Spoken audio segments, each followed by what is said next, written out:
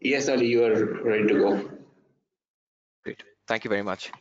Assalamu alaikum, everyone. Thank you very much for joining us at today's webinar session.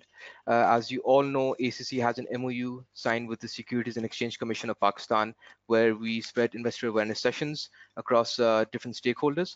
And today we are conducting a session on the topic 13 Rules for Wise Investment. Now, this session would be conducted today by Mr. Syed Murtaza Abbas Naqvi. I will be sharing his profile with you right now. Mr. Syed Murtaza Abbas Naqvi is currently the Joint Director at the Securities and Exchange Commission of Pakistan.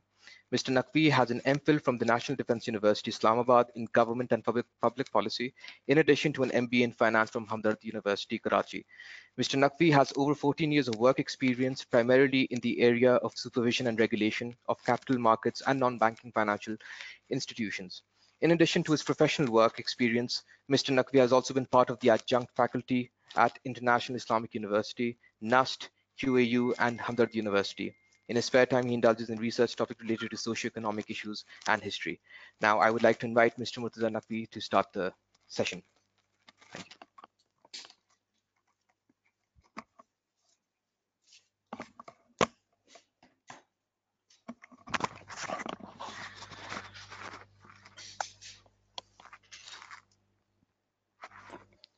So thank you very much. Thank you, ACCA. Thank you, Ali. Thank you, Harun. Thank you for inviting me once again here. It's been always a wonderful experience with ACCA people. So thank you once again. And as very generously briefed, my name is Murtaza Abbas, and I am working with SSCP for quite some time. And my experience primarily is in the areas of corporate governance, regulations, and enforcement particularly. Within the last few years, I've been working for this Jama Punji scheme and heading the investor education sections. So as part of our MOU, we are conducting this session, and I believe this session is primarily meant for students. Therefore, the contents would be very, very simple and not much technical things we have added in it. So let's start with the session. The session basically is for the 13 rules for wise investments. And as the name suggests, the name of our educational program is Jama Punji, which means savings. And the tagline we have proposed for this program is Sarmaya Kari Samajdari Ke Saath. Dear students, before we start, I would like to give you a brief disclaimer. During this presentation, if I name a company or something, anything else, it will be for the purposes of an example only and should not be taken as an investment advice. We'll be just referring it to make it a point for you guys. As being a regulatory authority, we are not endorsing any financial instrument or any company by any means. So that's just a brief disclaimer. As you are aware, very briefly, SECP, Securities and Exchange Commission of Pakistan, we are the apex regulatory authority for the non-banking financial sector, and we have been. Our act was passed in 1997, and we commenced our operations on January 1st, 1999. It's a long journey, and from that, so since the time of inception, our mandate has been expanded to so many areas. Like for instance, capital markets, non-banking financial institutions, insurance company sectors, and the corporate sector. These are the four broad areas which we cover. And in the capital markets, as you are aware, there are stock exchanges. We have got a commodity exchange in place. Then we have got a central depository company. We license and regulate brokers, agents, underwriters, balloters, credit rating companies, consultants to the issues, and share registrars. So these are all the institutions or the entities which are working under the license given by SECP. So the next important area which we regulate is the non-banking financial sector. Non-banking financial sector generally includes asset management companies, which you call the mutual funds as well. There are housing finance companies, investment finance companies, leasing companies, mudarbas, which is an Islamic mode of business and transactions. Then we have got voluntary pension system schemes, real estate investment trusts, trustees, private equity funds, and venture capital funds. So there are lots of institutions who are already working in the non-banking financial sector. Then insurance is a very, very important sector throughout the world. And before 2000, well, rather since 2000, this sector was transferred to SECP. Before 2000, year 2000, this sector was regulated by State Bank of Pakistan. So when the insurance sector was transferred to us, we have added a few things, including the most important of which is the takaful, or which is the Sharia compliant insurance products. So with the emergence of Islamic finance and Islamic banking, the people are more concerned about the Sharia and the Sharia compliant investment products. That is why we included this. We introduced the concept of takaful, and it's successfully running in the insurance sector. Last but not the least is basically the overall corporate sector. We register public listed companies, unlisted companies, private companies, companies which are non-profit or limited by guarantee, foreign companies. And one very important addition recently, not very recently, but made by SCCP is the initiative of introducing single member companies. As you are aware that single member companies, before the concept of single member companies, there are sole proprietors, then partnerships, and then the joint stock companies. So SCCP, as part of their efforts to corporatize the whole sector, introduced this concept that even a single member or a sole proprietor can actually have a participation as a corporate entity in our business community. Functions and responsibilities, SCCP, the functions which we generally cover are like administration and enforcement of corporate laws. As you are aware that for any good corporate sector to be regulated, to be run successfully, a successful regulator is very important, which can protect the investors' interest, which can produce such a conducive environment for the businesses to come and flourish. So this is our one of the primary responsibilities. We register and regulate companies. We regulate the primary and secondary markets, which means the stock exchanges where the IPOs come, and IPOs are then the shares are listed on the stock exchange and traded. Then we have got this very important task of protection of the interests of the investors. Actually, when we talk about investors, they are the ones who are the backbone for any successful financial system. So as a regulatory authority, it is our primary responsibility to take care of them so that they cannot get exploited by anyone by any means. Further, we move on with the regulatory framework. This program, we regulate the overall regulatory framework because there are new products coming in the market, and for that reason we need to update the regulations, rules. And most recently, as you must have been aware, being accounting students, accounting professionals, that SCCP, after almost 32 years, we have introduced this Companies Act 2017.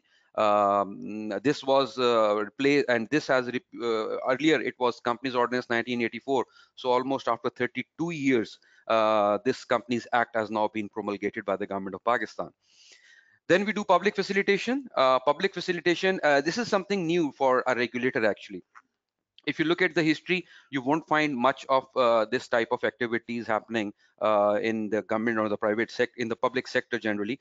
But the scope and mandate of SCCP, actually, we thought it appropriate that we should step out from our offices and deal and teach people and discuss their issues personally on bilateral basis. That is why we have signed an MOU with ACCA as well. So we do public facilitation and awareness sessions throughout the country on different topics. Last and a very important topic is about the enforcement and compliance actions.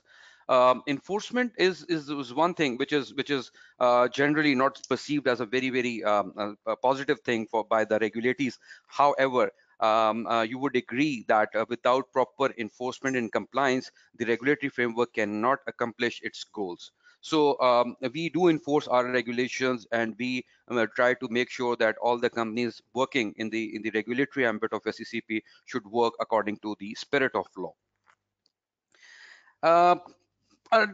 It's been like, as I told you earlier, it's been like 4 years, actually 5 years, when we started this investor education program named Jama Punji.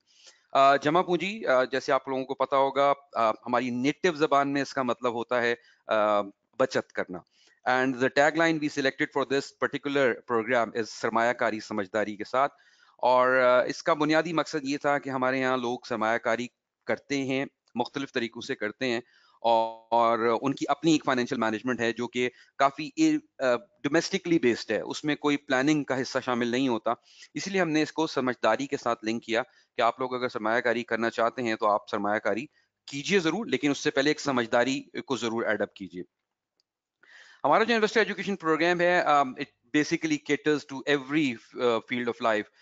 हम students से भी बात करते हैं, हम corporates के साथ भी बात करते हैं, हम अकाउंटेंट्स के साथ भी मिलते हैं, हम प्रोफेशनल बॉडीज के साथ भी मिलते हैं, हम रोड शोज करते हैं, हम कैपिटल मार्केट्स के ऊपर लोगों को अवेयरनेस देते हैं, डूज एंड डोंट्स बताते हैं। और इसका बेसिक मकसद ये है that we want to have a knowledge economy in place, that on one side, if we are trying to promote the corporate sector to grow, but on the other side we want our investors to be educated well enough that they should understand that what are the dynamics of capital markets, how to make investments and what not to do actually. हमारी target market में अगर आप देखो तो आपको youth मिलेगी, university students भी होते हैं, सैलरीड क्लास के लोग होते हैं, प्रोफेशनल्स से हम मिलते हैं, traders, businessman, non resident Pakistanis, accountants. So तकरीबन तमाम एरिया के लोग ऐसे हैं जिनको हम कवर करने की कोशिश करते हैं। और मकसद उसका बुनियादी तौर पर ये है कि यूनिवर्सिटी से अगर हम लोगों को सिखाना शुरू करें, यूथ की स्टेज से सिखाना शुरू करें। बल्कि इंटरेस्टिंगली अगर मैं आपसे ये कहूँ कि आप अगर अकाउंटेंट्स हैं और बीइंग अकाउंटेंट्स, अगर मैं आपसे पूछूं कि आप लोग अच्छी बैलेंस शीट बना सकते हैं, तो यकीनन आप बना सकते हैं। अगर मैं आपसे पूछूं आप अच्छी इनकम स्टेटमेंट बना सकते हैं, तो आप अच्छी इनकम स्टेटमेंट बना सकते हैं। आप कैश फ्लो बना सकते हैं, तो आई एम श्योर आप लोग कैश फ्लो बना सकते हैं। बट माय क्वेश्चन इज, क्या किसके लिए बना सकते हैं आप लोग? कंपनीज के लिए। ये, लेकिन हमें किसी ने ये नहीं सिखाया कि हमारा कैश फ्लो कैसे मैनेज होगा, मेरी बैलेंस शीट कैसी होगी, मेरी इनकम स्टेटमेंट कैसे तैयार होगी। सो हम लोग सारा काम कंपनीज के लिए बहुत अच्छा कर सकते हैं, मगर शायद हम अपने लिए बहुत अच्छा बैलेंस शीट नहीं बना सकते। और हमारे यहाँ एसेट लायबिलिटी की डेफिनेशन शायद इंडिविजुअल लेवल पे तो कहीं मौजूद ही नहीं है इसके ऊपर ये हुआ। So that is why we want to actually start off with university students, कि उनको वेरी बिगिनिंग स्टार्ट से पता हो कि उनको क्या करना है और क्या नहीं करना। We all agree. थोड़ा सा मैं फाइनेंशियल प्लानिंग की अगर बात करूं, इससे पहले कि हम अपने मेन टॉपिक की तरफ जाएं, अगर मैं थोड़ी सी बात करूं कि हम सबको सेविंग करनी होती है, और सेविंग से हम सब एग्री भी करते हैं, और मेरा ख्याल है जिन्होंने भी इकोनॉमिक्स पढ़ी है या नहीं भी पढ़ी वो सेविंग्स को जानते हैं। आप अगर मेरी स्लाइड देख रहे हैं तो इस पे मैंने तकरीबन 7 बातें ऐसी लिखी हैं जो यूनिवर्सल ट्रूथ्स हैं। इसका ताल्लुक पाकिस्तान से नहीं है, आप दुनिया के किसी भी हिस्से में होंगे, किसी भी शोबे से होंगे, इन 7-8 बातों में से एक ना एक बात खुदा ना खास्ता कभी ना कभी जरूर आपको टच करेगी। फॉर इंस्टेंस अगर आप पॉइंट नंबर 7 देखिए, point number 7 talks about medical expenses. और मेडिकल एक्सपेंसेस अमूमन बहुत बड़ा एक मेजर जरिया होते हैं जो आपकी सेविंग्स को इरोड कर देते हैं। लोगों की इंश्योरेंस नहीं होती, और हमारे ही माशरे की मिसालें आपको ऐसी मिलेंगी कि लोगों को खुदा ना खास्ता एक बीमारी हो गई और उनको घर, दुकान और बहुत सारी चीजें बेचनी पड़ती हैं just to cover up the medical expenses. तो मेडिकल एक बहुत बड़ा हिस्सा है जो कि हमारी सेविंग्स को इरेडिकेट कर देता है। देन अगर आप देखो तो हमारे यहाँ रिटायरमेंट प्लानिंग बहुत कम है। हम लोग सेविंग्स करते हैं लेकिन हमारे रिटायरमेंट प्लानिंग उस तरह से नहीं है। और अमूमन बाय द टाइम जब हम लोग रिटायरमेंट की स्टेज तक पहुंचते हैं तो जो सेविंग्स होती हैं वो अमूमन कंज्यूम हो चुकी होती हैं। एंड दैट इज व्हाई आप देखोगे कि हमारे यहाँ बहुत से लोगों का जो फाइनेंशियल हेल्थ है वो 60s के बाद कुछ बहुत अच्छा नहीं रहता, या उनको कम से कम स्ट्रगल करनी पड़ती है। सिमिलरली इमरजेंसीज हैं, कोई स्पेशल गोल्स हो सकते हैं, शादी ब्याह के एक्सपेंसिव है, घर खरीदना है, खुद की सेहत का ख्याल रखना है, माँ बाप को, बच्चों को आगे लेके जाना है। ये सारी बातें ऐसी हैं जो कहीं ना कहीं आप सबको कहीं ना कहीं जरूर टच कर रही होती हैं। तो मैं अक्सर ये एक सवाल करता हूँ कि क्या सेविंग से हम अपने गोल्स को अचीव कर सकते हैं? अमूमन लोगों का ख्याल ये होता है कि अगर मैं सेविंग करूंगा तो हम अपने गोल्स अचीव कर सकते हैं। मगर मैं आपको थोड़ा सा इस कॉन्सेप्ट को आपको रिफाइन करके देता हूँ। देखिए, अगर आप फर्ज कीजिए कि अपने पेरेंट्स को हज कराना चाहते हैं, और एक हज 5 लाख रुपए में हो रहा है, और आपके पेरेंट्स को हज कराना है तो 10 लाख रुपए आपको चाहिए कि आप अम्मी अबू दोनों को हज करा सकते हैं। अगर हम टाइम फ्रेम रख लें मिसाल के तौर पे 2 साल, आज हम 2019 में इस वक्त मौजूद हैं, और 2021 में अगर हमारे किसी दोस्त ने अपने पेरेंट्स को हज कराना है तो he or she will be requiring around $1 million, right? तो आप अगर 2 साल में आपको 10 लाख रुपए बचाने हैं, सेव करने हैं, तो 1 साल में आपको 5 लाख रुपए बचाने हैं। और अगर आप पर मंथ अगर इसको डिवाइड करो तो अराउंड 48,000 रुपीज अगर आप सेव करो, तो 1 साल में 5 लाख और 2 साल में 10 लाख रुपए आपके पास होंगे, और उसके बाद आप लोग अपने पेरेंट्स को हज करा सकते हो, राइट? नो, इसलिए कि 2 साल के बाद हज 5 लाख में नहीं हो रहा होगा। सो सेविंग्स हमारे गोल्स अचीव नहीं करती, ये हमें समझने की जरूरत है, because of the time value of money, जो बीइंग अकाउंटेंट्स आप मुझसे बेहतर समझते हो। सेविंग्स हमारे फाइनेंशियल गोल्स अचीव नहीं कर पाती। तो हम बेशक सेविंग कर लें, उसके लिए जरूरी है कि हमें सीखना पड़ेगा कि सेविंग से अगला स्टेप ऐसा क्या हो जो हमारे फाइनेंशियल गोल्स को अचीव करवा सके। Generally on a lighter note, ये बताइए, अगर आप में से किसी को अमीर होने का शौक हो, जो कि होता है, सबको होता है, तो अमीर होने के जायज दो तरीके होते हैं। जायज तरीकों की मैं बात कर रहा हूँ। एक तरीका तो ये है कि आप पैसा ज्यादा बनाइए। ये फाइनेंशियल प्लानिंग का पहला असूल है। आप कोई भी काम कर रहे हो, आप सैलरी कर रहे हो, सैलरीड क्लास हो, बिजनेस कर रहे हो, always try to have a second source of income for you. 500 रुपए की भी होगी तो चलेगी, बट जस्ट स्टार्ट ऑफ। और with the emergence of this technological advancement, अभी हर चीज की मार्केट मौजूद है। कोई अच्छा बोलता है, कोई अच्छा गाता है, कोई लिख सकता है, कोई बुक्स मेंटेन करके दे सकता है, कोई डेटा एंट्री करके दे सकता है। तो अगर आप अपनी किसी भी शौक को, जो आपका शौक ही हो क्यों, उसको अगर आप नेट के ऊपर डालोगे, फेसबुक पे डालोगे, यूट्यूब पे डालोगे, तो you will be able to find some buyers for that. So at least you can start off with that. So always try to have something as a backup for you. And second most important thing is try to close your wallet. Now, अमूमन जब हम ये बात करते हैं financial planning में, तो लोग ये कहते हैं कि शायद वॉलेट को ताला लगाना मुश्किल हो जाता है। ऐसा अमूमन सुनने को मिलता है हमें, और ये बात किसी हद तक ठीक भी है कि हम ताला नहीं लगा सकते। तो इसका एक तरीका मैं आपको सजेस्ट करता हूं। मैं ये नहीं कह रहा कि ये वाहिद तरीका है, मगर शायद काफी सूटेबल तरीका होता है। देखिए, अब माशाल्लाह आप लोग जब प्रोफेशनल लाइफ एंटर होते हो, और से मैं स्टार्ट ले रहा हूँ, से अगर आपको 40,000 रुपए की स्टार्टिंग सैलरी मिलती है, आपने कभी ज्वाइन किया, तो एक बात ध्यान में रखिएगा, आपकी तनख्वाह 40,000 नहीं है, आपकी तनख्वाह 30,000 है। 6 महीने का प्रोबेशन खत्म होता है, आपको वो बढ़ा के कर देते हैं 70,000। अब आपकी तनख्वाह 70,000 नहीं है, 55,000 है। 1 साल के बाद आप असिस्टेंट मैनेजर हो जाते हैं किसी ऑर्गेनाइजेशन में, और आपकी तनख्वाह हो जाती है 1 लाख रुपए। आपकी तनख्वाह 80,000 रुपए। आई एम श्योर कि ये बात आपको थोड़ी थोड़ी समझ आएगी। जिंदगी भर ये असूल फॉलो कीजिएगा कि अगर आपकी तनख्वाह 1 करोड़ भी हो जाएगी ना, तो आपकी तनख्वाह 80 लाख रुपए रहेगी। ऊपर का 20% कभी आया ही नहीं आपके पास। ये वो वाहिद तरीका है, वाहिद तो नहीं कहना चाहिए, मगर एक बहुत सूटेबल तरीका है जिससे आप अपने वॉलेट का साइज छोटा कर सकते हो। ऊपर का 20% आप सेव करोगे, प्लस ज्यादा पैसा बना रहे हो, मेक मोर मनी कर रहे हो, तो आप एक अच्छी हेल्दी फाइनेंशियल लाइफ गुजारोगे। और हेल्दी फाइनेंशियल लाइफ से मुराद मेरी ये है कि आपको ज्यादा दुश्वारी नहीं होगी, आपको कभी डेट में नहीं जाना पड़ेगा, आपको कभी लोन की सिचुएशन फेस नहीं करनी पड़ेगी, कभी आपका मॉर्गेज में प्रॉब्लम नहीं आएगा, और कभी आपको खानदान में या किसी मामलात में फ्यूचर प्लानिंग के अंदर कभी किसी के आगे परेशान नहीं होना पड़ेगा। सो that is the minimum, bare minimum thing which you should do as good financial managers for yourself. Now let's move on to another point. Now, क्या आप में से किसी को बहुत अमीर होने का शौक है, जो हम सुपर रिच जिसको हम कहते हैं, और वो हमारे जिसको हम कहते हैं कि फिल्थी रिच आदमी, और अगर मैं इसको और लोकल जबान में बोलूं, हमारे दोस्त सुन रहे हैं, तो जिसको हम कहते हैं इसके पास वावा नोट है।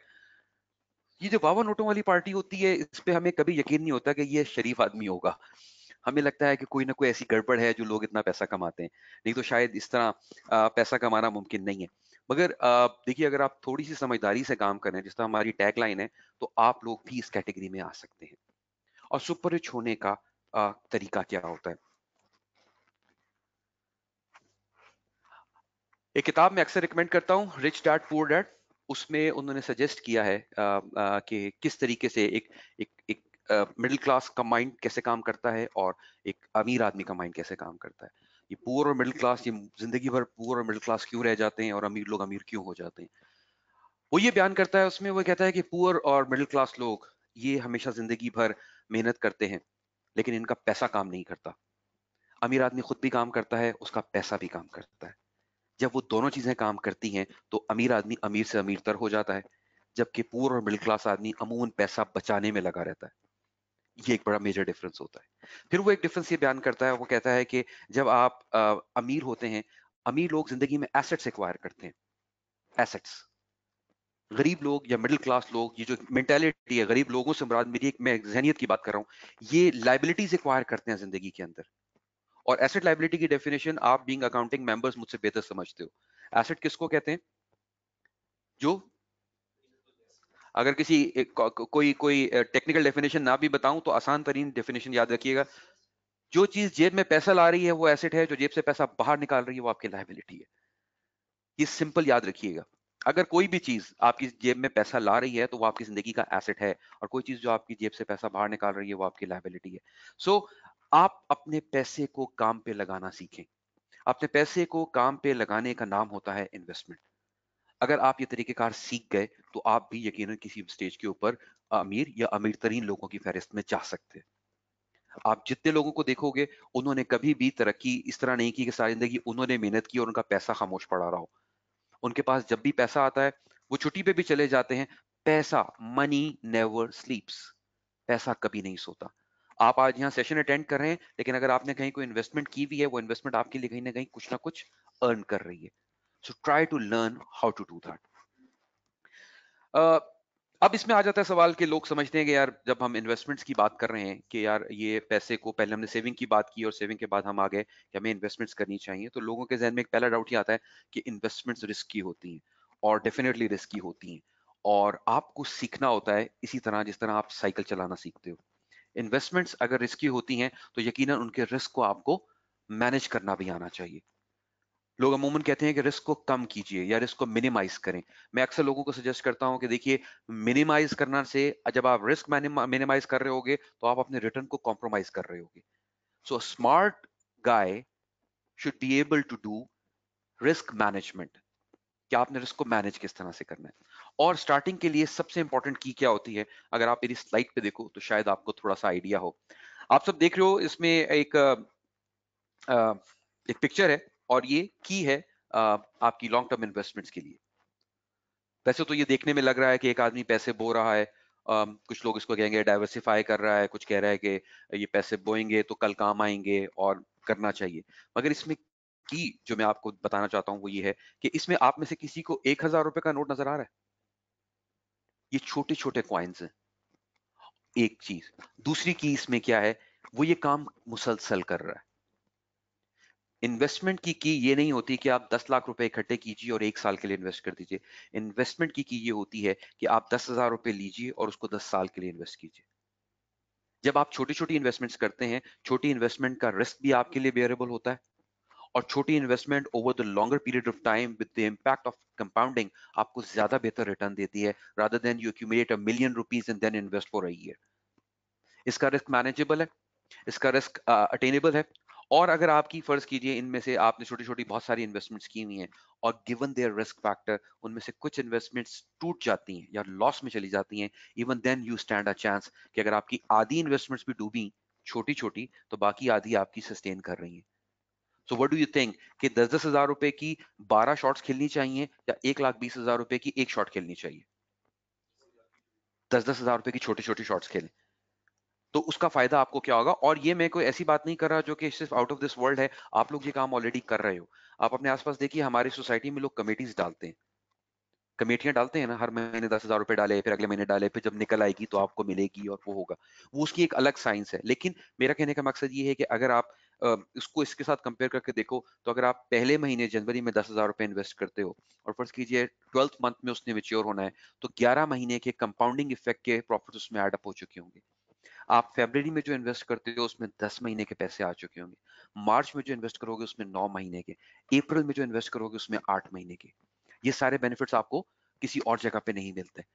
सो बेसिकली आप क्या कर रहे हैं कि आप अपना रिस्क भी कवर कर रहे हैं, दूसरे अपनी इन्वेस्टमेंट को भी ग्रो कर रहे हैं, इन्फ्लेशन को भी कवर कर रहे हैं, टाइम वैल्यू ऑफ मनी को भी एड्रेस कर रहे हैं, छोटी इन्वेस्टमेंट है, रिस्क के लॉस को भी कवर कर रहे हैं। सो that is the key, how that's how you can actually start making good investments. Financial planning is critical. That is something which you आपको समझने की जरूरत है, क्योंकि हमारे यहाँ फाइनेंशियल प्लानिंग जितनी भी हमने पढ़ी होती है वो सारी शायद ऑर्गेनाइजेशंस के पर्सपेक्टिव से होती है। लेकिन अगर आप देखें तो फाइनेंशियल प्लानिंग में बहुत सारे स्टेप्स हैं, मगर मैं आपको बहुत मुख्तसर बता रहा हूँ कि 3 फेजेस जहन में रखिएगा। एक तो ये होता है कि आपको, हमारे यहाँ सेविंग का हमेशा कोई गोल जहन में रखिए। आपको हायर स्टडीज के लिए बाहर जाना है, आपको शादी के लिए पैसे चाहिए, आपको हज करना है, आपको घर बनाना है। एक तो गोल के बगैर फाइनेंशियल प्लानिंग स्टार्ट नहीं होती, एक बात। दूसरी बात, इन्वेस्टमेंट्स की बेसिक्स आपको लर्न करनी पड़ती है, और वो बिल्कुल इस तरह सीखनी पड़ती है जैसे आप कोई भी आर्ट सीखते हो। तीसरी बात इसमें यह है कि आपका जो इन्वेस्टमेंट प्लान है, मैं आपको एक छोटा सा इन्वेस्टमेंट प्लान आपको आगे दिखाता हूं, उससे आपको अंदाजा होगा कि मैं क्या बात कर रहा हूं। अगर आप इसको देखें तो हम सारे लोग जिंदगी में इन 4 लाइफ साइकिल से गुजरते हैं। जब आप स्टूडेंट्स होते हो, जब आप लोग नए नए पढ़ के निकलते हो, तो आप फाउंडेशन स्टेज के ऊपर खड़े होते हो, राइट? आपने करियर स्टार्ट किया होता है, आपकी यंग है आप, आपके पास टाइम बहुत ज्यादा होता है, आपकी इनकम उस वक्त कम होती है। करियर के स्टार्ट में आप लोगों के पास इनकम कम होती है, लेकिन उस वक्त आप एम्बिशियस भी होते हो, आपके पास टाइम फ्रेम बहुत ज्यादा होता है। तो उसकी वजह से आपको एक बहुत बड़ा एज हासिल होता है कि आप ज्यादा रिस्क ले सकते हो। तो आप ये समझो कि आप 20 22 25 से 22 से 25 साल की उम्र की स्टेज तक फाउंडेशन में खड़े होते हो, कैरियर स्टार्ट हो रहा होता है, आहिस्ता आहिस्ता लाइफ जरा पेस पकड़ रही होती है, but time is your greatest asset at that time, इसको मत भूलिएगा। Then you slowly gradually moves on to accumulation stage. आपने करियर स्टार्ट किया, आप होते होते इंटर्नशिप से रेगुलर जॉब में आए, असिस्टेंट मैनेजर बने, थोड़े सीनियर मैनेजर हुए, आप कहीं मिडिल मैनेजमेंट के दरमियान पहुंच रहे हैं, चीजें ग्रो हो रही हैं, शादी हो जाती है इंसान की, फैमिली ग्रो हो रही होती है, आप अच्छा स्टेटस एंजॉय करने लगते हो, आपकी इनकम इंक्रीज हो रही होती है, आपका लाइफस्टाइल उस वक्त बेहतर हो रहा होता है, एंड स्टिल आप अभी कहीं 35 के करीब करीब हो।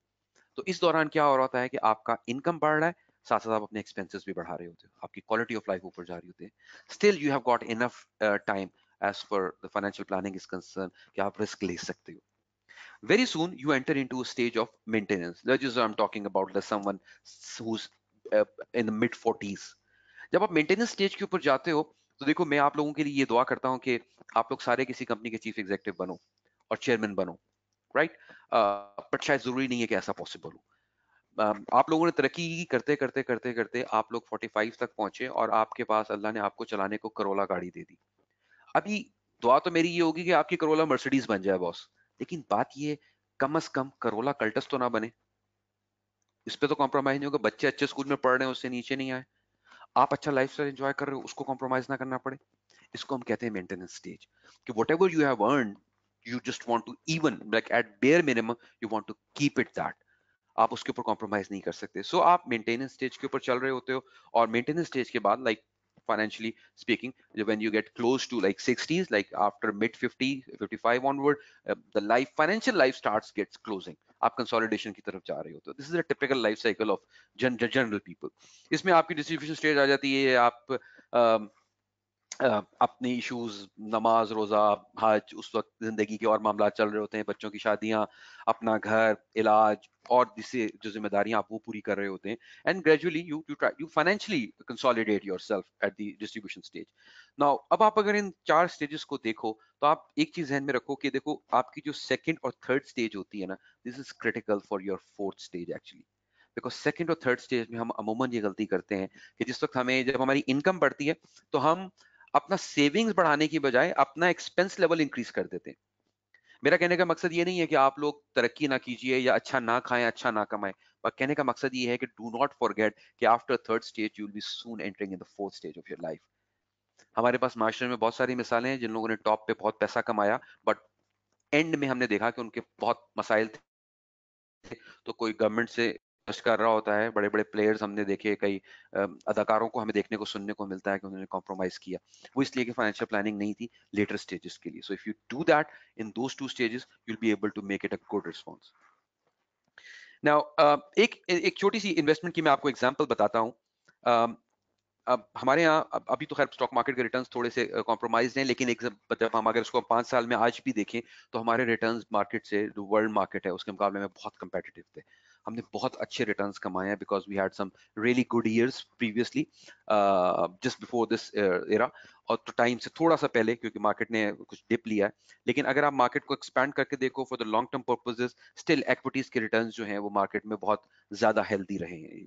तो अगर एक स्टूडेंट जो कि सिर्फ 5,000 या 10,000 से भी अपना काम से भी इन्वेस्टमेंट शुरू करता है, तो उसको अपने 4 साल की ग्रेजुएशन में अगर उसको मेयर 15% का रिटर्न भी मिल रहा हो मार्केट से, तो वो by the time वो graduate होगा, and with the investment of 10,000 rupees he'll be able to get like 340,000 rupees at the end of graduation.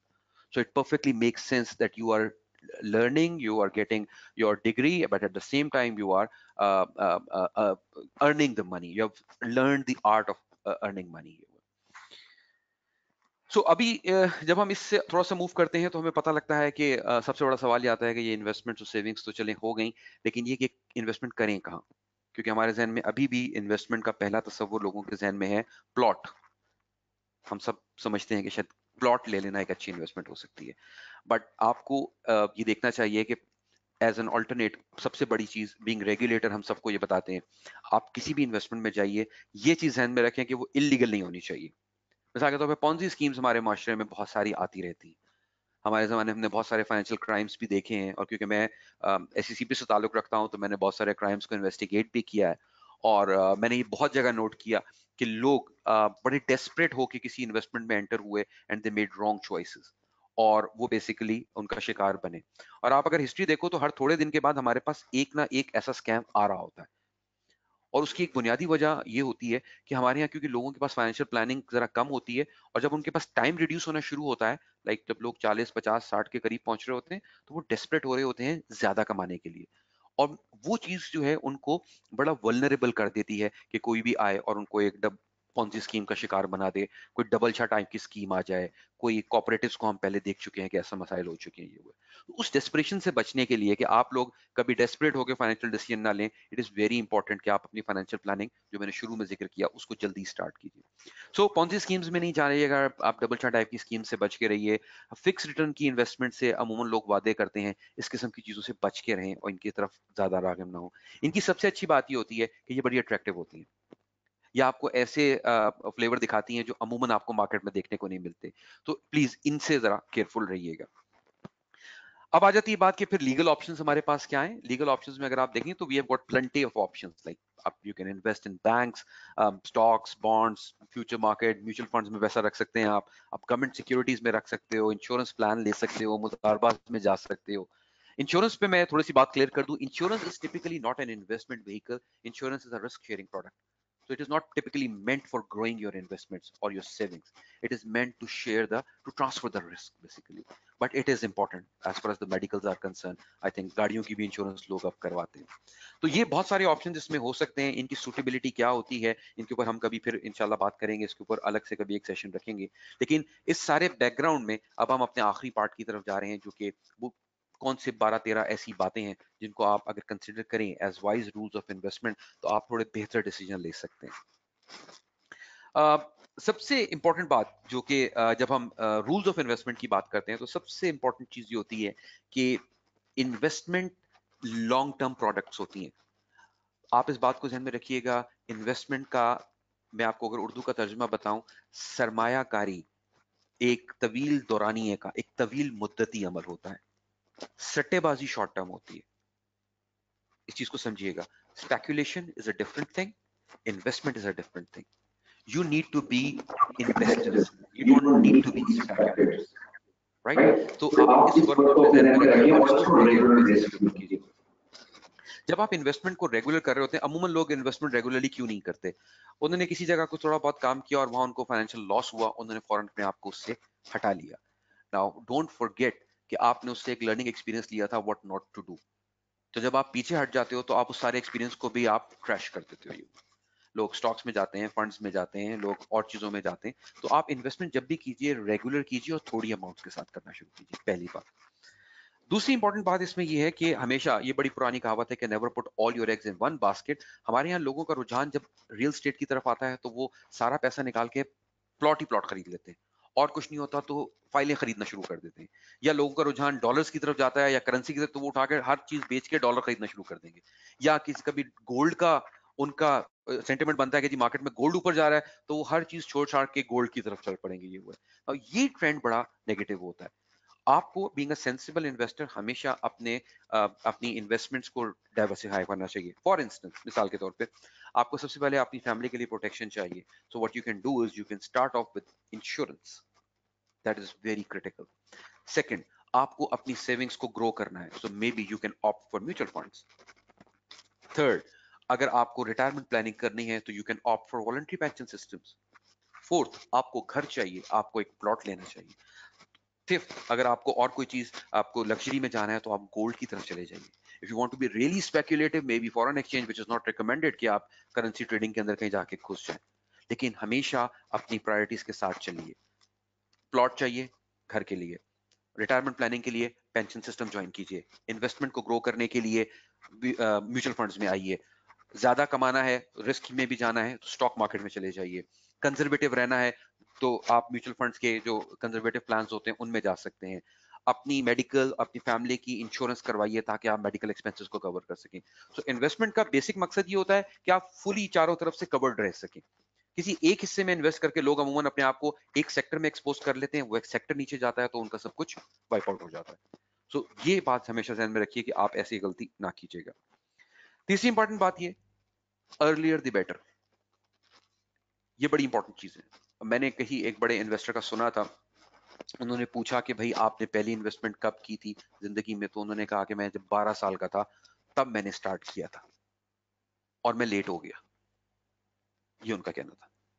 12 साल की उम्र में शुरू की, और वो क्यों लेट हो गए, उन्होंने ये कहा कि आज जब मैं कंपाउंडिंग से हिसाब लगाता हूँ, जो मैंने 12 साल की उम्र में इन्वेस्टमेंट की थी वो अगर आज से $1 बिलियन पे खड़ी है, सिर्फ एक साल पहले अगर मैं शुरू कर देता तो ये $1 बिलियन $1.8 बिलियन होते मेरे लिए।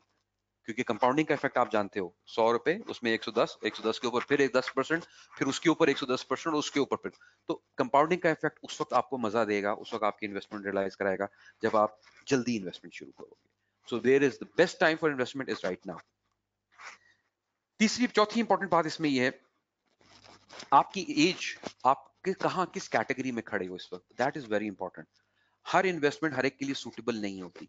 देखिए, अगर किसी एक आदमी को आपने स्टॉक मार्केट में पैसे कमाते देखा है तो जरूरी नहीं है कि वो प्रोडक्ट आपको भी सूट करता हो। आपका प्रोफाइल रिस्क प्रोफाइल डिफरेंट हो सकता है, आपकी एज डिफरेंट हो सकती है, आपकी फैमिली की रिक्वायरमेंट्स डिफरेंट हो सकती हैं, आपकी रिस्क बेयरिंग कैपेसिटी डिफरेंट हो सकती है, आपकी लिक्विडिटी नीड्स डिफरेंट हो सकती हैं, आपका पूरा सिनेरियो उससे डिफरेंट है। डू नॉट एवर कंपेयर कि एक आदमी ने अगर स्टॉक में पैसा कमा लिया तो मैं भी सब कुछ बेच के स्टॉक में घुस जाऊंगा, राइट? हमने ऐसे बहुत क्राइसिस देखे हैं जहां लोगों ने बहती गंगा में हाथ धोने की कोशिश की। सो हमेशा अपने आप को देखिए कि आप इस वक्त कहाँ खड़े हैं। मिसाल के तौर पे अगर कोई साहब 30 साल की उम्र के हैं इस वक्त, तो उनकी जो रिक्वायरमेंट्स हैं और उनकी जो जो जो रिस्क प्रोफाइलिंग है वो डिफरेंट होगी उन साहब की निस्बत जो इस वक्त 55 के ऊपर खड़े हैं। जो 60 साल के हैं उनकी बिल्कुल ही डिफरेंट होगी। सो आप देखोगे आप इस वक्त कहाँ खड़े, और उसमें सबसे इंपॉर्टेंट चीज होती है जब आप इन्वेस्टमेंट का आगाज करोगे, देखो कि आपकी लिक्विडिटी नीड्स क्या है, यानी कि आपको ये पैसा कितने अरसे के बाद वापस चाहिए। That is the core question you need to ask. फिर एक और इंपॉर्टेंट बात यह है कि losses is part of the game, there are no guarantees.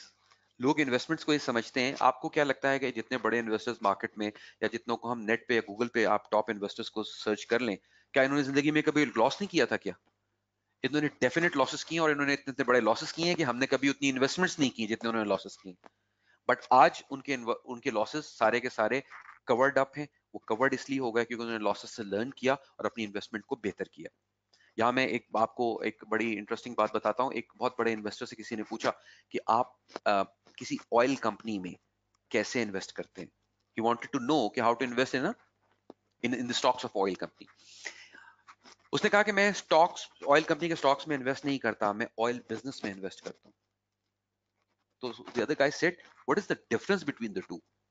उसने कहा देखो, डिफरेंस ये है कि अगर मुझे किसी पेट्रोलियम कंपनी के शेयर्स खरीदने हैं, किसी ऑयल सेक्टर की कंपनी के शेयर्स खरीदने हैं, तो मैं सबसे पहले ये सीखता हूं, पढ़ना शुरू करता हूं कि ये तेल निकलता कहां से है, ये तेल निकलता कहां से है, कैसे निकलता है, रिफाइनरीज तक कैसे आता है, रिफाइनरी में क्या प्रोसेसेस इन्वॉल्व होते हैं, वो प्रोसेसेस कितने अरसे में चलते हैं, वहां से निकल के डिस्ट्रीब्यूशन कंपनी के पास कैसे आता है, डिस्ट्रीब्यूशन कंपनी के बाद ये होता हुआ पेट्रोल पंप पे कैसे आता है, और पेट्रोल पंप में आने के बाद मेरी गाड़ी में डलने तक, जब तक ये सारा प्रोसेस मुझे समझ नहीं आता, मैं तब तक किसी पेट्रोलियम कंपनी का एक शेयर नहीं खरीदता।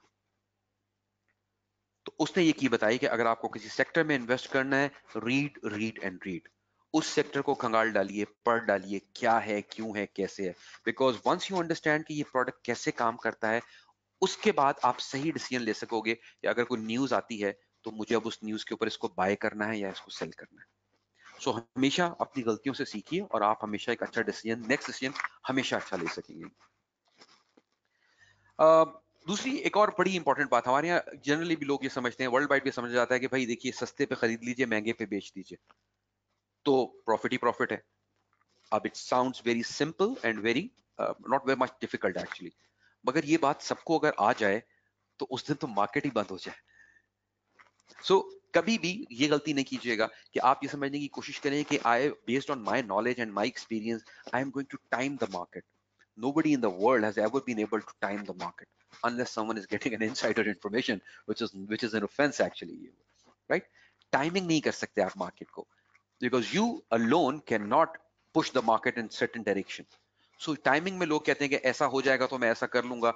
टेक्निकल एनालिसिस होता है, वो हमारा एक और सेशन होता है, कभी उस पर बात करेंगे, जिसमें आप हेड एंड शोल्डर और डिफरेंट किस्म के पैटर्न्स होते हैं जिनसे आप एक फ्यूचर पैटर्न प्रोडिक्ट करते हो कि ऐसा हो सकता है. बट अगेन उसमें भी कोई सर्टेनिटी नहीं होती. So always try to stick with the fundamentals. अगर फंडामेंटल्स स्ट्रांग है तो देखिए कंपनी आपको प्रॉफिट कमा के देगी. कंपनी किसी एक आदमी का इंटरेस्ट नहीं टेक केयर कर रही, उसके पास लाखों इन्वेस्टर्स मौजूद है, उसने लाखों शेयर होल्डर्स को लेके चलना है. सो टाइमिंग से ज्यादा इंपॉर्टेंट होता है कि आप ये समझने की कोशिश करें कि आप किस कंपनी में इन्वेस्ट कर रहे हो, उसका बिजनेस क्या है और आपकी अंडरस्टैंडिंग उसके ऊपर कितनी अच्छी है. मूविंग फॉरवर्ड, जब भी हम लोग रिटर्न्स देखते हैं, उन रिटर्न्स में अमूमन ये भूल जाते हैं कि टैक्स का बड़ा इंपैक्ट होता है और इन्फ्लेशन का बड़ा इंपैक्ट होता है. जब भी आप अपना पोर्टफोलियो बनाओ, जब भी आप इन्वेस्टमेंट्स के लिए सोचो, हमेशा ये ध्यान में रखो कि इन्फ्लेशन और टैक्सेस ने मेरे रिटर्न को खा जाना है. अगर मैं फर्ज कीजिए 10% कमा भी रहा हूं और फर्ज कीजिए मेरे मुल्क में इन्फ्लेशन भी 10% हो रही है, तो प्रैक्टिकली मैंने क्या कमाया? कुछ नहीं कमाया ना. अगर मैंने 100 रुपए कहीं इन्वेस्ट किए और वो 10% पे इन्वेस्टेड है और वो एक साल के बाद 110 रुपए मुझे मिलेंगे पर ईयर, पर एनम मिलते हैं, और साल भर की इन्फ्लेशन भी 10% ही है, तो मैंने कुछ कमाया? मैंने प्रैक्टिकली कुछ नहीं कमाया. मैंने 10 लगाए और 10 ही 100 लगाए और 10 कमा के 10 को नेट ऑफ कर दिया. तो मैं वहीं खड़ा हूं.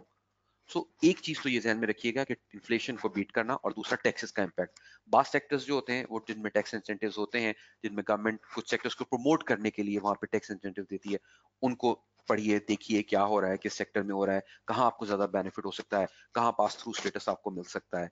मैक्सिमम मिसाल के तौर पे पाकिस्तान के अंदर म्यूचुअल फंड्स एक ऐसी इन्वेस्टमेंट है जिसके बाद अगर आप इन्वेस्टमेंट करते हो तो इररिस्पेक्टिव के म्यूचुअल फंड में आपको प्रॉफिट हुआ या लॉस हुआ, at least you can claim tax credit from the government.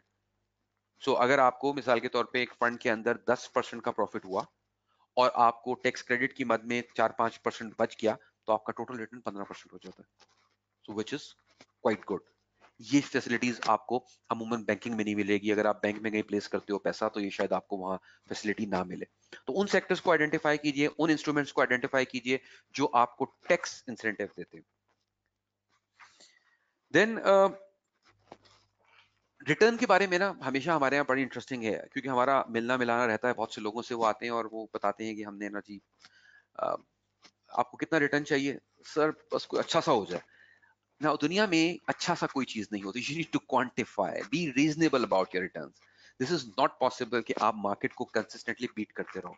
अगर आपने 100 रुपया लगाया, पूरी मार्केट उसके ऊपर 10% दे रही है, ये नहीं हो सकता कि कोई आदमी कहे कि आप मुझे पैसे दें, मैं आपको 150 रुपए इस पर वापस करूंगा. ऐसी कोई स्कीम अगर आ रही है, it is more likely to be a Ponzi scheme. देखिए मार्केट से कोई बहुत ऊपर जा रहा है ना, it is more likely to be a Ponzi scheme. मैं ये नहीं कह रहा हर स्कीम पॉन्जी होती है, लेकिन मार्केट में यही फर्क चल रहा होगा. मार्केट से कोई बहुत ज्यादा बीट नहीं कर पाएगा. तो बी रीजनेबल. अब आज लोग अपने रिटर्न्स के ऊपर रीजनेबल नहीं रहते. वो ये कहते हैं कि जब तक मुझे वो एक खास बेंचमार्क अचीव नहीं होगा, मैं उस वक्त तक ये काम नहीं करूंगा. अमूमन ऐसे लोग फिर इन्वेस्टमेंट्स या तो टाइमली नहीं करते, करते हैं तो फिर रिटर्न्स नहीं पाते. सो बहुत सारा जो अच्छा इन्वेस्टर है वो इस बात को फोकस करता है कि मैं रादर देन कि मैं फिक्स करा के लंबे अरसे में बैठ जाऊं. बाज लोग वॉल्यूम पे भी काम करते हैं कि यार हमें थोड़ा प्रॉफिट हो रहा हो, मगर मेरे पास क्योंकि वॉल्यूम ज्यादा है तो मैं उस थोड़े प्रॉफिट से भी उतने पैसे कमा सकता हूँ. सो बी वेरी रीजनेबल कि आप इस वक्त क्या कमा रहे हैं, इकोनॉमी की क्या हालत है, इस वक्त आपको क्या मिल सकता है, और जो मिल सकता है उसको जरूर लीजिए आप. जल्दबाजी हमारे यहाँ, क्योंकि इन्वेस्टर्स में अभी हम जिस तरह बात करेंगे जमा पूंजी में, हमने लोगों को यही समझाया है कि जल्दबाजी में डिसीजन मेकिंग अमूमन नुकसानदेह होती है. और जल्दबाजी क्या होती है कि आपने मार्केट को चढ़ते हुए देखा और आप अचानक उसमें जंप इन कर गए. जब आप जंप इन कर गए तो उस वक्त बाकी लोग मार्केट से निकल रहे थे और आप उस वक्त मार्केट में एंटर हो रहे थे. जब आप उस वक्त एंटर हो रहे होते हैं तो आपको लगता है कि ये अभी और ऊपर जाएगी. फिर आप कोई भी इन्वेस्टमेंट, चाहे वो प्लॉट की हो, चाहे वो गोल्ड की हो, चाहे करेंसी की हो, चाहे शेयर्स की हो, वो आप हाथ में रख के बैठे रहेंगे. जब आप बेचने जाएंगे तो आपको बायर नहीं मिलेगा. हिस्ट्री इन्वेस्टमेंट्स का ये नुकसान होता है. लोग बैंड वैगन पकड़ने की कोशिश करते हैं, रैली के अंदर अपने आप को शामिल करने की कोशिश करते हैं, बट उसका नुकसान अमूमन ये होता है कि वो पीक पे मार्केट में एंटर हो जाते हैं और जब वो बेचना चाहते हैं तो फिर बेच नहीं पाते. अब अगर एक आदमी ने 10 रुपए का शेयर लेके 12 रुपए का बेचा तो उसने 2 रुपए कमाए. एक आदमी ने 20 रुपए का शेयर लेके 22 रुपए का बेचा, उसने भी 2 रुपए कमाए। इन दोनों में कोई फर्क है? इनमें डेफिनेट फर्क है। एब्सोल्यूट टर्म्स के अंदर दोनों 2-2 रुपए कमा रहे हैं, लेकिन अगर आप परसेंटेज कमाओ, एक का 20% रिटर्न है जिसने 10 पे 2 रुपए कमाए, और एक का सिर्फ 10% रिटर्न है जिसने 20 रुपीज लगा के 2 रुपए कमाए।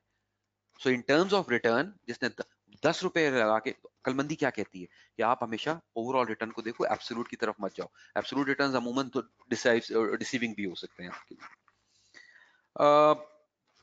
देन अगर आपको बहुत ज्यादा रेगुलेशन, अगर आपको बहुत ज्यादा अभी समझ नहीं है इन्वेस्टमेंट प्रोडक्ट्स की और आप उसके बारे में अभी सीख रहे हैं, तो स्टार्ट जरूर कीजिए, लेकिन शुरू कीजिए कंजर्वेटिव इन्वेस्टमेंट्स के साथ, जिनको हम मिसाल के तौर पे you can start off with mutual funds. Mutual funds में क्या है कि अगर आप सारे रिस्क खुद नहीं उठा रहे, तो आपने क्या किया, किसी एक्सपर्ट के हवाले कर दिया पैसा जो कि SECP से लाइसेंस्ड है।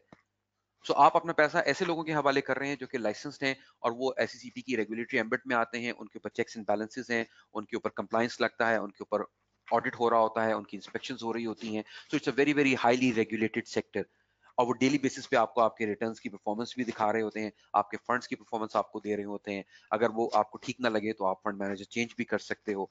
तो ये आप लोगों के लिए जो कम से कम शुरू करना चाहते हैं उनके लिए बड़ा एडवाइजेबल होता है कि डायरेक्ट जंप लगाने से बेहतर है कि आप म्यूचुअल फंड्स वगैरह के थ्रू स्टॉक्स में इन्वेस्टमेंट की फील्ड में।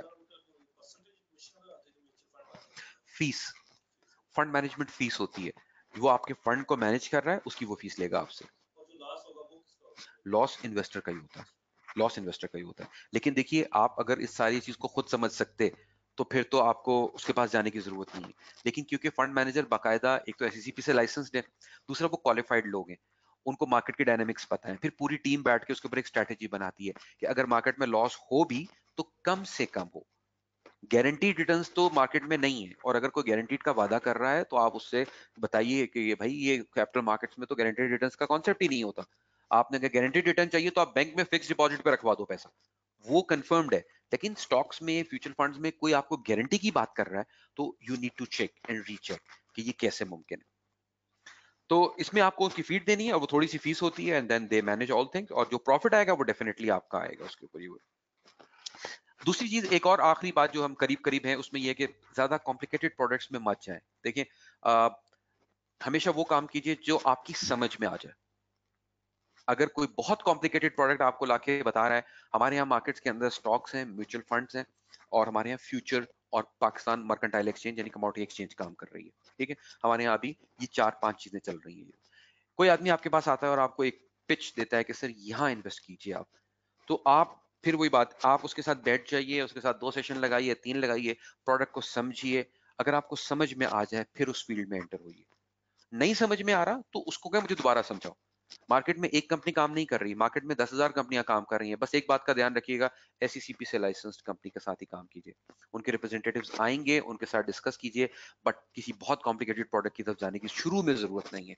थोड़ी आपको समझ में आ जाए, then obviously you can step on, you can move on, फिर आप काम करके देखिए कि कैसे रिटर्न आ रहे हैं। जरूरी नहीं होता कि हर इंसान को हर काम आता भी हो। बहुत सारे लोग होते हैं, वो डॉक्टर हैं, इंजीनियर हैं, जिंदगी के दीगर मामलात में इतने बिजी हैं, तो उससे बहुत बेहतर होता है कि you get an adviser.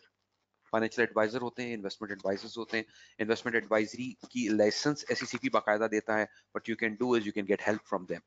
They will be able to help you out कि what to do with your amount of money, right. और वो सिर्फ ये नहीं करेंगे कि आपके पैसे को देखेंगे, बल्कि वो आपका रिस्क प्रोफाइल भी देखेंगे। आपका रिस्क कितना है, आपकी नीड्स क्या है, आपको कब पैसा वापस चाहिए, आपके लिए सुटेबल प्रोडक्ट कौन सा है। तो जब आपको सुटेबल प्रोडक्ट वो आपको सजेस्ट करे, फिर अकॉर्डिंगली आप एडवाइजर की, डिसीजन आप ही का होगा लेकिन वो आपका एडवाइजर होगा, तो आपको निस्बतन बेहतर फैसला करने में मदद करेगा।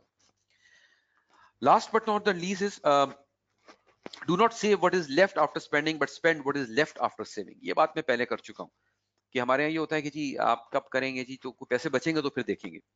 पैसे कभी नहीं बचते, पैसे बचाने पड़ते हैं। So if saving is your priority, if investment is your priority, and on top of everything, if your financial health is your priority, then do this. हम सब फाइनेंशियल हेल्थ को इग्नोर कर रहे होते हैं, हम डे टू डे बेसिस पे चल रहे होते हैं या मंथ टू मंथ चल रहे होते हैं। सो बी वेरी केयरफुल। पैसे को आपने अपनी फाइनेंशियल हेल्थ के हवाले से बचा के रखना है।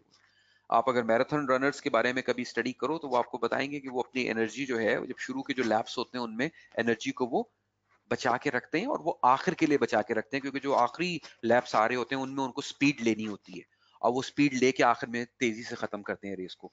अगर आप बहुत तेजी के साथ भागोगे तो एक स्प्रिंट रनर 100 मीटर के बाद उतनी स्प्रिंट मेंटेन नहीं कर सकता, लेकिन एक मैराथन रनर, ये एक टिपिकल एग्जांपल हो सकती है इन्वेस्टर्स के लिए कि being marathon runners, conserve your energy. आप आज से बचाइए ताकि से आज से 30 साल, 40 साल, 50 साल के बाद जब आप लोग फाइनेंशियल हेल्थ अपनी देखें तो आपकी रिटायरमेंट प्लानिंग अच्छी हो, आपकी फैमिली कवर्ड हो, या आप पूरी तरह इंश्योर्ड हो और आपको जिंदगी में किसी की डेट मैनेजमेंट की तरफ ना जाना पड़े।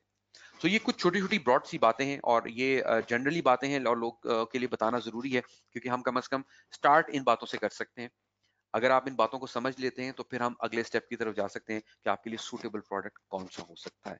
तो इंशाल्लाह फिर किसी अगले सेशन में हम उन प्रोडक्ट्स की भी बात करेंगे कि आपके लिए इंश्योरेंस कैसे हो सकती है, आप तकाफुल में क्या कर सकते हैं, आप इस्लामिक म्यूचुअल फंड्स कैसे खरीद सकते हैं, आप म्यूचुअल फंड्स कन्वेंशनल फंड्स में कैसे जा सकते हैं, इन दोनों में डिफरेंस क्या होता है, स्टॉक मार्केट की वर्किंग कैसी होती है, स्टॉक्स खरीदने हैं तो पहले तरीकेकार देख लीजिए और अगर आपको समझ में आ जाए तो फिर then you can move on. So I hope कि आज की कुछ डिस्कशन से आप लोगों को इन्वेस्टमेंट के हवाले से कुछ क्लियर हुआ होगा। मैं एक दफा आखिरी बात फिर रिपीट कर देता हूँ, सरमायाकार बनिएगा, सट्टेबाज नहीं बनना। We need good learned investors in the market. We discourage speculators as such. Investors सरमायाकार, लेकिन समझदार सरमायाकार। अपनी जमा पूंजी का ख्याल रखिएगा और एससीसीपी की जहां भी आपको जरूरत पड़ेगी, we are always there to help you out. Thank you so much. So we can take any questions if at the end अगर आप कुछ पूछना चाहें तो।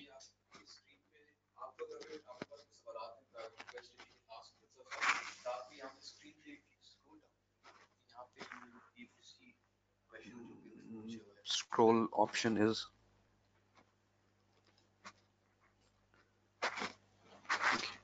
so. In the meantime, if you want to ask any question about it.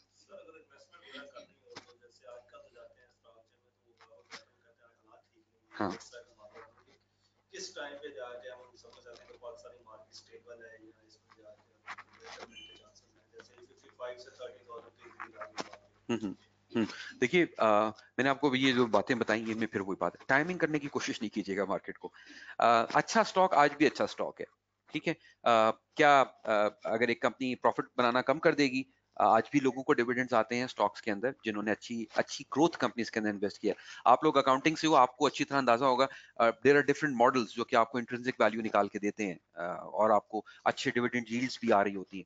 So search for those products, search for those companies जो कि जिनकी dividend yield अच्छी हो, जिनका पे आउट रेशो अच्छा आ रहा हो, सिलेक्ट एंड इन्वेस्ट। देखिए स्टॉक में दो वजह से इन्वेस्टमेंट की जाती है, एक होती है कि या तो आपको कैपिटल गेन चाहिए होता है, दूसरा आपको डिविडेंड चाहिए होता है, right.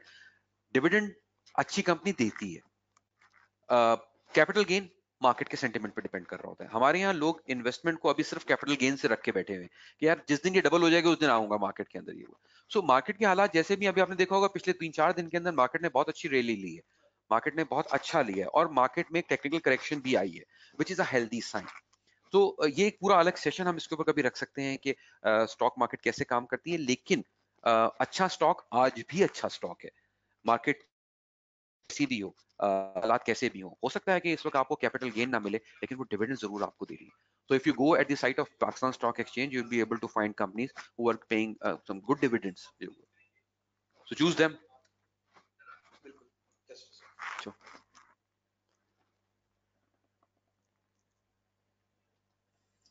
Yes, thank you very much, Murtaza. Fantastic presentation. I think interesting as ever. There are some online questions. Shall I ask them here? Sure. Okay. So Usman Azhar Sheikh has asked a question. He's saying, we live in a country where market is very versatile and affected by political factors. How can we predict investment in such scenarios? The market seems to be doing good, managed by proper professionals, but one political factor turns the table. I think in this case, your guess is as good as mine. But what would you suggest? Right Usman, आपने जो बात की मैं अभी उन्हीं को discuss कर रहा था। Macro factors are beyond the control of anyone I believe. और इसमें अगेन मैं अभी हमारे दोस्त जिन्होंने इस्लामाबाद में मेरे से सवाल किया, मैंने उनको यही बता रहा था कि अच्छी कंपनीज आज भी डिविडेंड देती हैं आपको। सो इट्स नॉट ओनली कि आप सिर्फ कैपिटल गेन के लिए स्टॉक मार्केट में आते हो, बल्कि स्टॉक की इन्वेस्टमेंट डिविडेंड के लिए भी होती है। And if you look at the long term perspective, तो ये जो मार्केट के अप्स एंड डाउन्स होते हैं, ये टेम्परेरी होते हैं। ये ऐसा नहीं है कि मार्केट हमेशा नीचे ही रहेगी या मार्केट हमेशा ऊपर ही रहेगी। और जहाँ ये वक्त के साथ चेंज भी होते हैं, और इसीलिए हम बार बार ये लोगों से कहते हैं कि इक्विटीज लॉन्ग टर्म एरिया है। ये आपकी एक दिन की इन्वेस्टमेंट या 2 दिन की इन्वेस्टमेंट का काम नहीं है। आप कुछ पैसा आपके पास मौजूद है, आप उसको स्टॉक्स में डालिए, ग्रोथ स्टॉक्स के अंदर इन्वेस्ट कीजिए। वो कैपिटल गेन नहीं भी ला रहा तो आपको प्रॉफिट दे रहा होगा।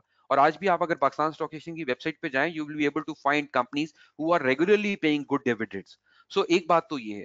दूसरा ये कि पॉलिटिकल फैक्टर्स हैं, डेफिनेटली उसके ऊपर हम में से क्या कोई भी कुछ नहीं कह सकता। ये मैक्रो इकोनॉमिक फैक्टर्स हैं जिनके ऊपर अभी रिसेंटली हम अगर हम थोड़ा से पास में चले जाएं, it wasn't only economics, but rather हमारा इंडिया के साथ जो टेंशन शुरू हो गया था, जिसमें वो अभिनंदन का केस हो गया और वो पायलट्स, अब वो चीजें किसी के कंट्रोल में नहीं है। तो मार्केट्स इसको बहुत बहुत बुरी तरह से इसके ऊपर वो करती हैं। मगर साथ साथ एक बात आप ध्यान में रखिए कि हमारी स्टॉक मार्केट्स, लोग उनको समझते हैं कि शायद ये बहुत ज्यादा स्पेक्युलेटिव या वल्नरेबल हैं, मगर आप एक बात ध्यान में रखिए कि despite of all the bad macro economic conditions, all the things or challenges we have been facing on the international front, security concerns, internal problems, political instability, other things, हमारी मार्केट ने अभी तक कोई एक डिफॉल्ट नहीं आया।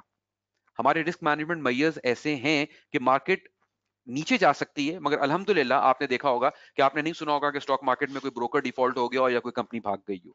तो that is, और हमारा रेगुलेटरी फ्रेमवर्क भी अल्हम्दुलिल्लाह इतना अच्छा है कि अभी पिछले हफ्ते आपने अगर देखा हो तो हमें दुनिया के टॉप 10 रेगुलेटर्स के अंदर Pakistan has been ranked number 7 in the world as an effective regulator. So I think in given in these conditions, it is a very big achievement on by a Pakistani organization, I must say. Thank you very much. There are a couple of the questions, although the questions are pouring in. First of all, just a comment. Sorry, एक question हमें इस्लामाबाद से आ रहा है. Can I take a question from Islamabad? Right. Okay, all right. Sir, आपने बात की pension के बारे में कि रिटायरमेंट के लिए जो है वो आपको अपनी प्लानिंग करनी चाहिए। तो लाइक जो गवर्नमेंट जॉब्स कर रहे होते हैं उनके लिए ईओपीआई से रजिस्टर्ड ही होते हैं।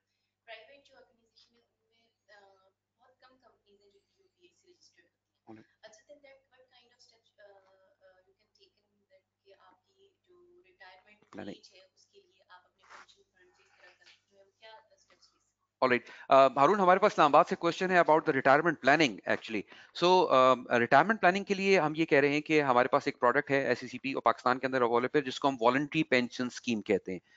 वॉलंटरी पेंशन स्कीम का बेसिक आइडिया ये है कि वो ऑर्गेनाइजेशंस जिनमें पेंशन का निज़ाम मौजूद नहीं है, वहां पे हर एम्प्लॉय वॉलंटरी खुद से कंट्रीब्यूट करके एक पेंशन अकाउंट खोल सकता है।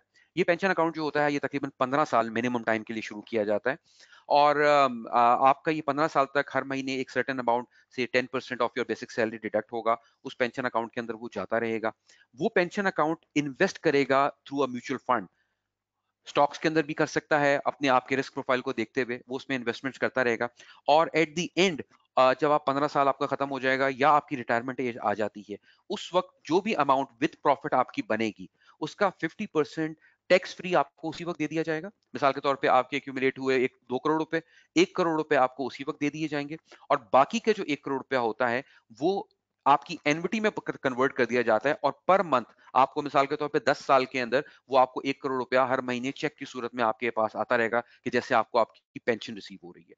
तो इसमें गवर्नमेंट ऑफ पाकिस्तान ने टैक्स इंसेंटिव भी दिया हुआ है कि आपको टैक्स नहीं लगता, तो आपके लिए एक बहुत बड़ा इंसेंटिव है कि आप अपनी रिटायरमेंट के बाद, जब अमूमन लोगों की वर्किंग लाइफ जरा कम हो जाती है और अर्निंग कैपेसिटी कम हो जाती है, तो आप आज की सेविंग्स को इस्तेमाल कर सकते हो फ्यूचर में अपनी पेंशन के तौर पे। So for all those people who are like working in private sector, or for those organizations where a regular pension system is not available, voluntary pension system is a very effective system, is a very effective कर सकते हैं। अगर आप voluntary, इसका नाम voluntary pension scheme इसलिए रखा गया है, it is based on a persons own will. So it is not binded by any government regulation. Rather, government has incentivized people to come and given tax breaks in that area. So VPS is a product to go for retirement planning. Ji Arun. Murtaza, there's a question from Hassan Muhammad Hanif. he's saying for investment in stock market, what kind of tools should be used, like candlestick pattern or others, because we often fall under the trap of speculation. All right. देखिए मैं as being regulator can not advise कि क्या आपको tools use करने चाहिए, इसीलिए मैंने disclaimer पहले दिया भी था इसके ऊपर। देखिए मार्केट में आप या फंडामेंटल एनालिसिस की बेस के ऊपर आते हो या टेक्निकल एनालिसिस की बेस के ऊपर आते हो, एंड ये सारी चीजें आपको एक कैलकुलेटेड गेस प्रोवाइड करती हैं। किसी एक चीज को रिकमेंड करना मेरे ख्याल से कोई खास मुनासिब नहीं होगा। इट डिपेंड्स कि आपकी इन्वेस्टमेंट नीड्स क्या हैं, आपके रिटर्न रिक्वायरमेंट्स क्या हैं, आपका रिस्क प्रोफाइल कैसा है, आपकी रिस्क बेयरिंग कैपेसिटी कैसी है, and obviously nobody in the market who can assure you of a guaranteed return कि इस कैलकुलेशन के बाद आप प्रॉफिट ही कमाओगे इसके ऊपर। Yes, and but you do you did suggest that speculation is should not be considered as a safe mode of investment, yeah? Of course not, because Yeah. what I said is सट्टेबाजी और सरमायाकारी ये दो different areas हैं. दो different चीजें Don't हैं, go for right. सट्टेबाजी, don't go for speculation. Make long-term impact. Be an investor, which is a long-term investor based on the knowledge he has acquired about the stocks or the investments. Okay, great. Sikandar Ishtiyaq has asked a very brief question, said there is a reduction in listing on PSX. Is it because of strict regulatory requirements? Not really, actually, because a government has always wanted to encourage people to come and join the Pakistan Stock Exchange Forum, because it's a forum to raise capital for them. But there are other factors which mostly relates to economy of the country, and nothing as such regulatory is hampering the growth.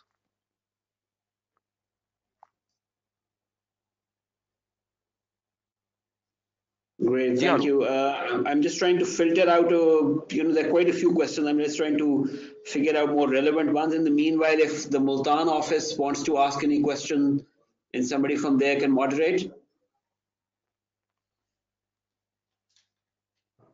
Nabil from the Multan office, if you can put forward any questions that they may have there.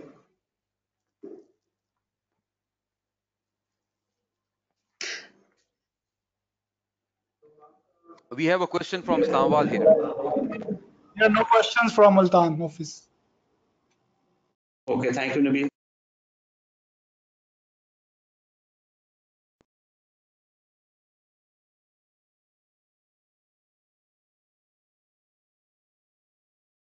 Ji Harun,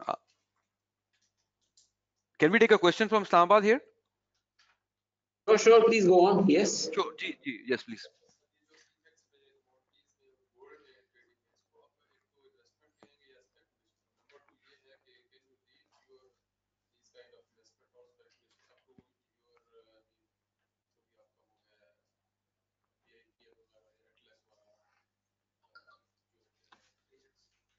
Agency broker.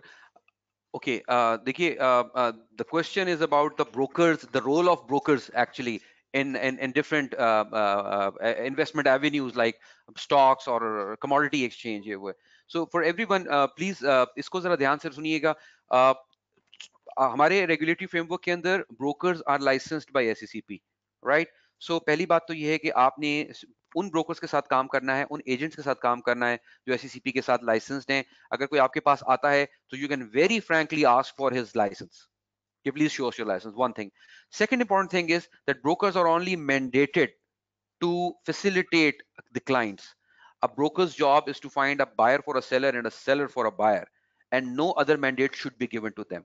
मगर हमारे यहाँ practice ये है कि हमारे यहाँ लोग जब अकाउंट ओपनिंग फॉर्म फिल करते हैं तो वो एक ऑथराइजेशन भी अमूमन उनको दे देते हैं, जाने अनजाने में दे देते हैं, जिसमें ब्रोकर को ये कंट्रोल मिल जाता है कि वो उनकी इन्वेस्टमेंट के साथ प्ले अराउंड कर सकता है.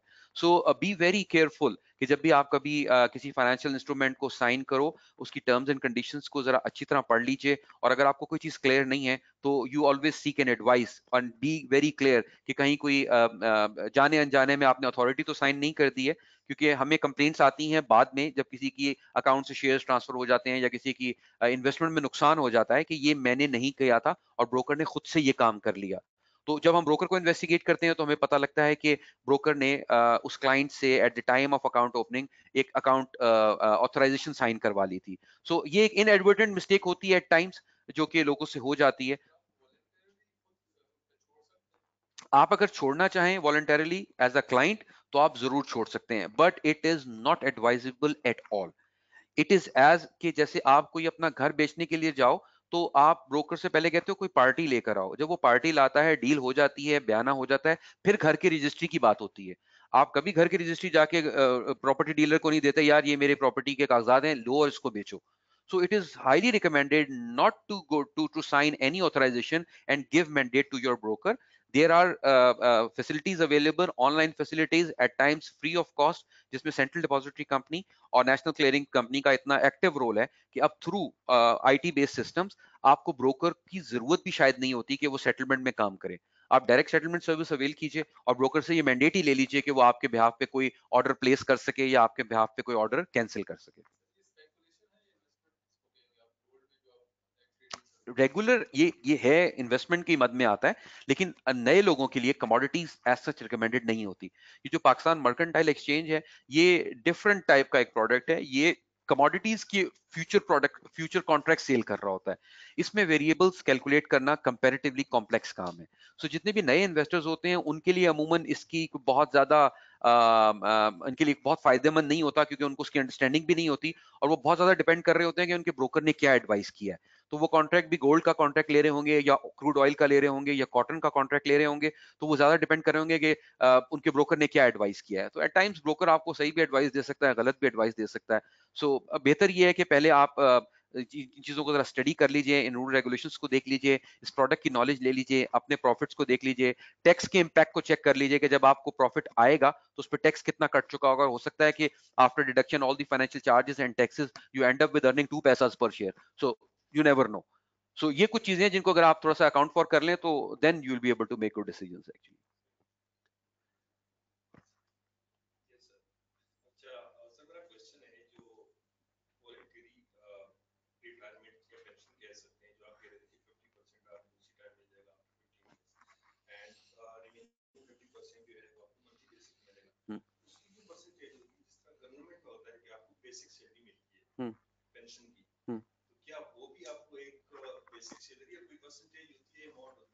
वॉलंटरी पेंशन स्कीम में जो आपका 50% कैश टैक्स फ्री आपको पहले मिल जाता है, वो तो लमसम अमाउंट है। जो बाकी का अमाउंट है वो बेसिकली कहलाता है इनकम पेमेंट प्लान, राइट। आप करते क्या है कि after at the age of retirement आप एक इनकम पेमेंट प्लान साइन करते हैं, और इस इनकम पेमेंट प्लान में लिखा होता है कि मिस्टर एक्स वाई जेड के 1 करोड़ रुपए मौजूद हैं, इसके अगेंस्ट हम इनको इनकम पेमेंट प्लान बेच रहे हैं। उस इनकम पेमेंट प्लान के अंदर एक स्केड्यूल बना हुआ होगा जिसमें आपको लिखा गया होगा कि भाई ये 1 करोड़ रुपया फॉर द नेक्स्ट 10 ईयर्स और फॉर नेक्स्ट 120 मंथ्स आपको डिवाइड करके पर मंथ आपको एक चेक आता रहेगा आपको। तो ये इसका ताल्लुक आपकी बेसिक सैलरी या आपके अलाउंस या इससे कोई ताल्लुक नहीं है आपका इससे, डिपेंडिंग ऑन कि आपने इन्वेस्टमेंट में आखिर में क्या छोड़ा है। तो आपकी बेसिक से इसका कोई ताल्लुक नहीं है, ना आपके अलाउंसेस से इसका कोई ताल्लुक है। ये प्योर आपका और उस इन्वेस्टमेंट कंपनी का आपस का कॉन्ट्रैक्ट है और उसकी आउटकम है उसका। एक्यूमुलेट करके इनकम पेमेंट प्लान की टर्म्स में कोई बात ऐसी हो सकती है, लेकिन अमूमन ये उस अमाउंट को ही से स्टार्ट करते हैं जो आपकी at the time of 60 years जब आपकी रिटायरमेंट आएगी, तो जो अमाउंट आपके अकाउंट में उन्होंने विद प्रॉफिट छोड़ी थी उसका फाइनल सेटलमेंट है ये एक तरह से।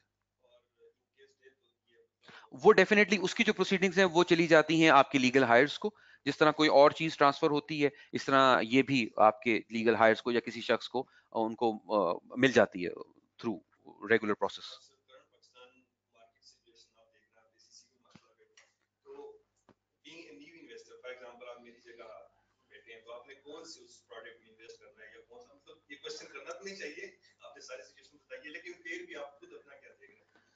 यार मैं पहली बात तो यकीन फिर आपसे ये कहूंगा, बीइंग ए रेगुलेटर मैं कोई एडवाइस तो नहीं कर सकता आप लोगों को, मगर ये है कि देखिए हालात इस दुनिया में इकोनॉमी में सब जगह चलता है। हमने 2008 का क्राइसिस भी देखा, वर्ल्ड क्राइसिस आया था, मार्केट रिकवर होती हैं, ये फेजेस आते हैं, इकोनॉमी में भी आते हैं, कौमों की जिंदगी में भी ये फेजेस आते हैं। ऑब्वियसली हम इस फेज से गुजर रहे हैं और इंशाल्लाह हम इसको ओवरकम कर भी लेंगे। So it's not that dark, be positive. It's not कि कुछ दरवाजे बंद हो गए और कोई दुनिया बिल्कुल खत्म होने के लिए जा रही है। There are so many positives as well in the economy. हम बहुत सारी चीजों के ऊपर बहुत अच्छा काम भी कर रहे हैं और डेफिनेटली अगर हम थोड़ा सेंसिबली मूव करें, जो मैं नॉलेज इकोनॉमी जिसकी मैं बात कर रहा हूँ, आई थिंक हमें इस वक्त सबसे ज्यादा इन्वेस्टमेंट की जरूरत है ह्यूमन कैपिटल के ऊपर। अगर हमारे ह्यूमन कैपिटल थोड़ा सा और बेहतर डेवलप हो जाए तो आई एम श्योर ये सारी इकोनॉमिक फेजेस इंशाल्लाह गुजर ही जाएंगे उसके ऊपर से। कोई एक प्रोजेक्ट तो शायद ना हो, लेकिन ये कि अगेन पूरी इकोनॉमी ने मिलकर इसके ऊपर कंट्रीब्यूट करना है, जिसमें हम सबका रोल भी है कि हम कितने प्रूडेंटली अपने डिसीजंस लेते हैं। We need to be economically rational, so there are so many things which we need to consider and obviously इंशाल्लाह हमारी कोशिश ये है कि मुल्क जो है वो बेहतर डायरेक्शन में जाए। हमारे अपने जो भी डिफरेंसेस हैं, ये डिफरेंसेस दुनिया में सब जगह होते हैं, कोई ऐसी बात नहीं है। जमहूरियत है, मुल्क इस्तेहकाम की तरफ भी जा रहा है, थोड़ी इकोनॉमिक कंडीशंस ऊपर नीचे होना I think it's very normal, so shouldn't be a problem actually. So Harun, thank you. हमारे पास से यहाँ questions तो हो गए, अगर और question है तो otherwise we can wrap up. Sorry, Multan wants to go ahead. Yeah, there is one question from Multan office. Please go ahead. Good evening, sir. My name is Amir Javed.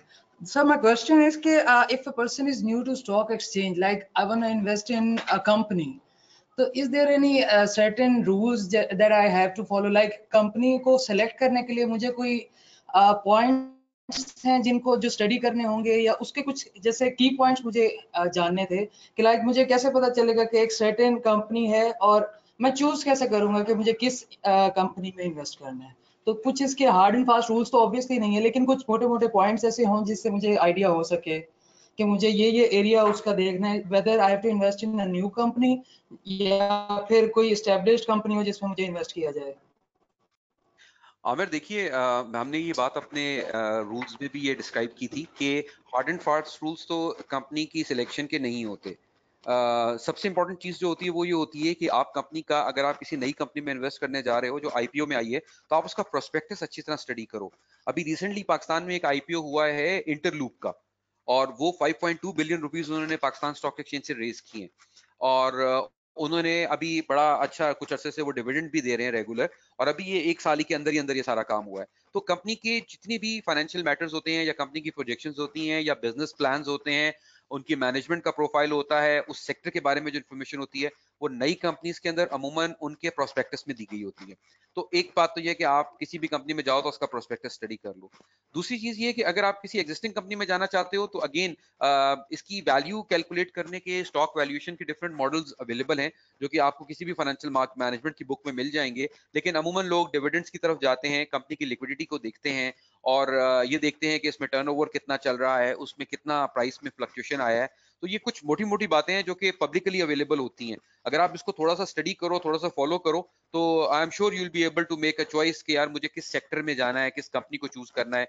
Plus sector की selection भी बड़ी important होती है, क्योंकि बाद sectors ऐसे हैं जिनको से गवर्नमेंट की तरफ से कोई इंसेंटिव मिला होता है, या उनमें कोई बूम आ रहा होता है, या उनको थोड़ी प्रिविलेज हासिल होती है, तो उस सेक्टर में ग्रोथ नजर आ रही होती है कि यार ये हो सकता है। मैं आपको वैसे मिसाल के तौर पे बता सकता हूँ कि अगर आपको लगे कि भाई पाकिस्तान के अंदर अगर से डेवलपमेंट का काम, इंफ्रास्ट्रक्चर का काम बढ़ रहा है, तो what you can predict is, और what you can infer is कि इंफ्रास्ट्रक्चर अगर पाकिस्तान में डेवलप होगा तो सीमेंट सेक्टर की ग्रोथ आ सकती है, क्योंकि इंफ्रास्ट्रक्चर डेवलप करने के लिए आपको सीमेंट चाहिए, सरिया चाहिए।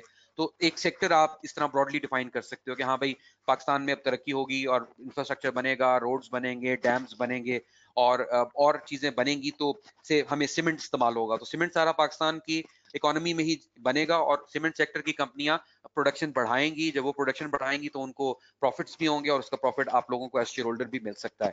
तो ये कुछ ब्रॉडली बातें तो आप देख सकते हैं। Otherwise again hard and fast कुछ कहना मुश्किल है, और अगेन क्योंकि चीजें बहुत तेजी से बदल भी जाती हैं मार्केट के अंदर, तो एक पॉइंट इन टाइम पे जो इन्फॉर्मेशन आज वैलिड है, हो सकता है बाय द टाइम हम कल डे क्लोज कर रहे हो वो इन्फॉर्मेशन आज वैलिड ना रहे। तो इसको भी जरा ध्यान में रखना चाहिए। Okay, Murtaza, a few questions online as well. So this question is from Sadruddin Jumani. He's saying a few banks do not support opening of IPS accounts for participating in auctions of T-bills and PIBs.